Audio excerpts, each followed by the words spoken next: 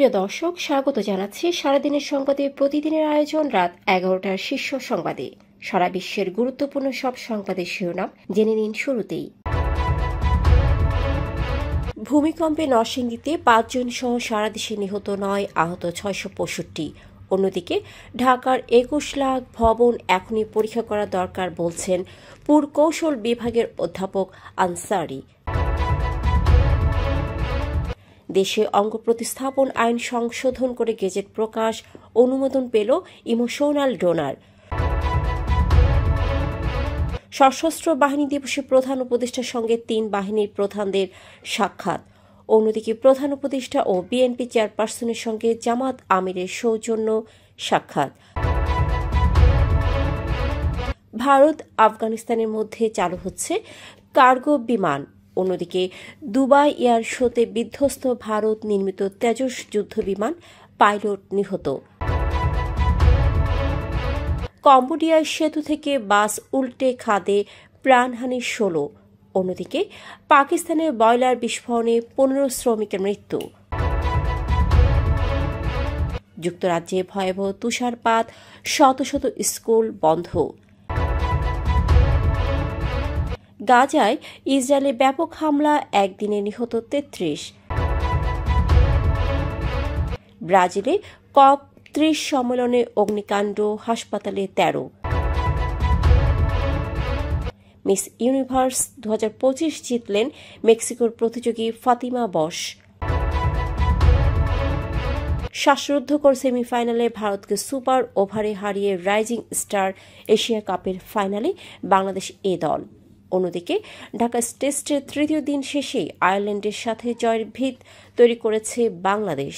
শুনছিলেন সংবাদ শিরোনাম, এবারে বিস্তারিত। ফ্যাশন ব্র্যান্ড মানে আর্ট। ৫.৭ মাত্রার ভূমিকম্পে নরসিংদীতে বাবা ছেলে সহ ৫ জন এবং ঢাকা ও নারায়ণগঞ্জে ৪ জন সহ মোট ৯ জনের মৃত্যু হয়েছে। এখন পর্যন্ত ৬৬৫ জন আহত হয়েছে বলে জানা গেছে। শুক্রবার সকাল ১০টা ৩৮ নরসিংদী সদর উপজেলার মাধবদী ও ঘোড়াশালের মধ্যবর্তী এলাকায় এই ভূমিকম্পনের উৎপত্তি হয় বলে জানিয়েছে আবহাওয়া অফিস।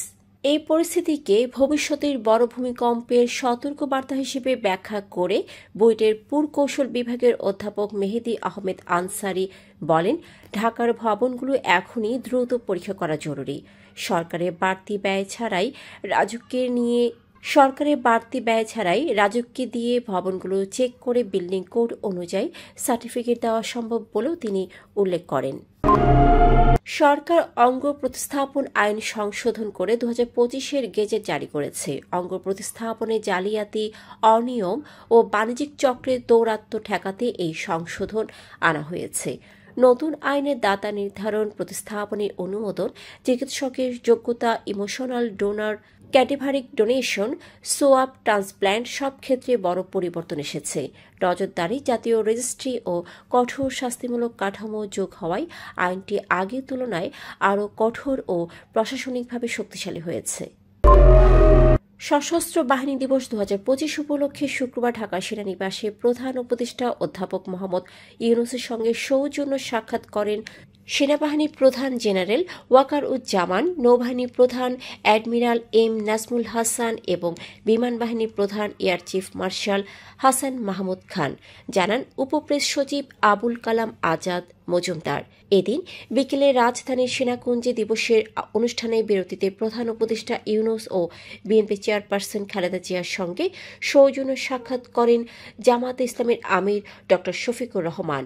সাক্ষাৎগুলোতে পারস্পরিক কুশল বিনিময় ও শারীরিক খোঁজখবর নেওয়া হয়।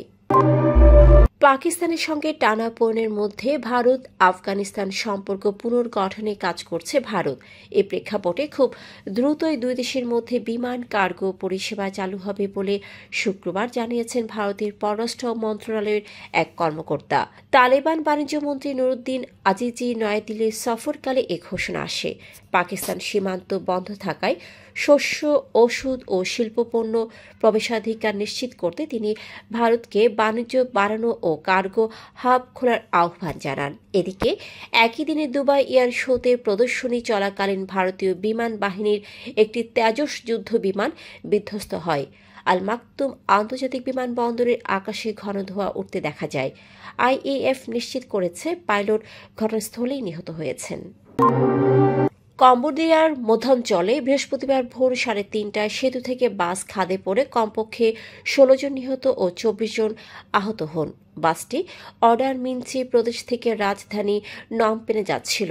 অন্যদিকে পাকিস্তানের ফয়সালাবাদের মালিকপুরে শুক্রবার ভোরে একটি গ্লু কারখানায় বয়লার বিস্ফোরণে অন্তত 15 জনের মৃত্যু হয়েছে এবং 7 জন হাসপাতালে চিকিৎসাধীন। ভারী তুষারপাত ও তীব্র শীতে যুক্তরাজ্য বিপর্যস্ত হয়ে পড়েছে। বরফ জমা রাস্তা ও বিদ্যুৎ বিভ্রাটের কারণে দেশজুড়ে শত শত স্কুল বন্ধ এবং বিভিন্ন পরিষেবা ব্যাহত হচ্ছে।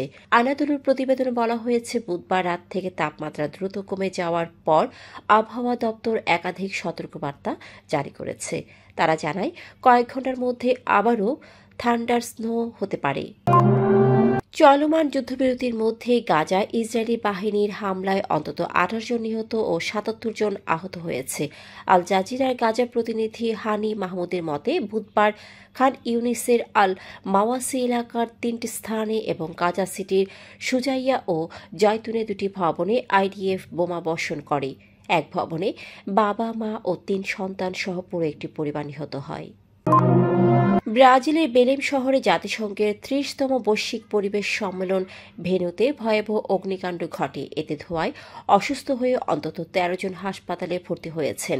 গত বৃহস্পতিবার সম্মেলন কেন্দ্রের প্যাভিলিয়নের ব্লু জোনে আগুনের সূত্রপাত হয়ে দ্রুত ছড়িয়ে পড়ে। আগুন লাগার সময় বিভিন্ন দেশের প্রতিনিধিরা জলবায়ু সংকট মোকাবেলায় চুক্তির প্রস্তুতি নিচ্ছিলেন। 17 নভেম্বর সোমবার শুরু হওয়া COP30 সম্মেলনে 200 দেশের কয়েক হাজার প্রতিনিধি অংশ নিচ্ছেন। সারা বিশ্বের প্রতিযোগীদের পেছনে ফেলে ফাতিমা বস 74তম মিস ইউনিভার্সের মুকুট জিতেছেন। তিনি থাইল্যান্ডের প্রাভিনার সিংকে হারিয়ে চ্যাম্পিয়ন হন। প্রাভিনার প্রথম রানার আপ। গত আসরে মিস ইউনিভার্স ডেনমার্কের ভিক্টোরিয়া কেয়ার থেলভিক তার মাথায় মুকুট পরিয়ে দেন। ফাতিমার জয়ে 5 বছর পর মেক্সিকো আবার মিস ইউনিভার্স শিরোপা পেল। শেষবার ছিল 2020 সালে আন্দ্রিয়া মেজার হাত ধরে।